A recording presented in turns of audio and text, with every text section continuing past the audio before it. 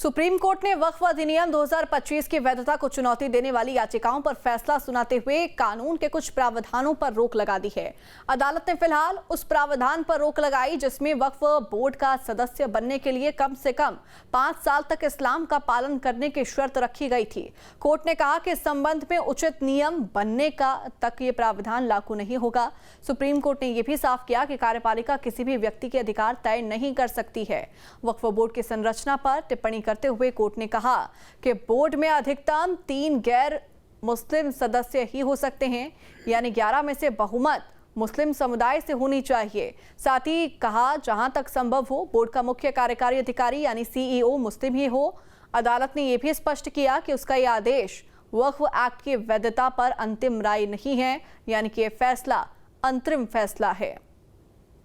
Court ने clearly stay कर दिया है, तो वो एक बहुत अच्छा ऑर्डर है। वक्फ के प्रोटेक्शन के लिए ये एक बहुत लैंडमार्क ऑर्डर है। तीसरी बात उसके बाद जो थी कि वक्फ बाय यूज़र के जो अनरजिस्टर्ड वक्फ बाय यूज़र है वो एक्ट के तहत प्रोटेक्टेड नहीं था। उसके बारे में बहुत क्लियरली कोर्ट ने स्टे ऑर्डर पास नहीं किया है, लेकिन उसके बारे में कुछ कहा गया है जजमेंट में, जो हम जब जजमेंट एक बार पढ़ लेंगे उसके बाद उस पर कुछ हम कह पाएंगे। बहरहाल ये ओवरऑल ये ऑर्डर काफ़ी अच्छा है। चूँकि अभी इंटरिम स्टेज पर ये ऑर्डर दिया गया है, तो मैं समझता हूँ कि इंटरिम स्टेज पे वक्फ के प्रोटेक्शन के लिए काफ़ी अच्छा ऑर्डर है और हम इसको वेलकम करते हैं। मैं माननीय सुप्रीम कोर्ट के फैसले का स्वागत करता हूं। माननीय सुप्रीम कोर्ट ने नए वाले कानून को एक तरीके से पूरी तरह वैलिडेट कर दिया है। बहुत सारे ऑब्जेक्शन लिए गए थे, बहुत सारे धाराओं पे स्टे करने की मांग की गई थी, माननीय सुप्रीम कोर्ट ने उसको नकार दिया है। केवल उनको इतनी रिलीफ मिली है कि जो नए वाले कानून में व्यवस्था थी कि जो 5 साल तक प्रैक्टिसिंग मुस्लिम होगा वही वक्फ कर पाएगा, उसको माननीय सुप्रीम कोर्ट ने स्टे किया है। बाकी और सारी मांगें नकार दी गई हैं।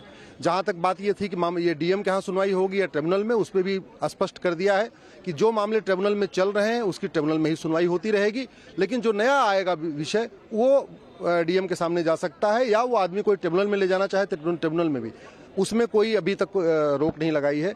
तो इस फैसले का मैं स्वागत करता हूं। मैं आशा करता हूं कि माननीय सुप्रीम कोर्ट जल्दी से इसकी फाइनल हियरिंग कर देगा और इसका फाइनल डिसीजन भी जल्दी आ जाएगा। जहां भक्ति है हर शब्द में, कथाओं में छिपे हैं दिव्य रहस्य और ज्योतिष देता है जीवन को दिशा। धर्म से जुड़ी हर बातों को जानने के लिए हमारे चैनल स्तुति को सब्सक्राइब करें। चैनल पर जाने के लिए इस लिंक पर क्लिक करें।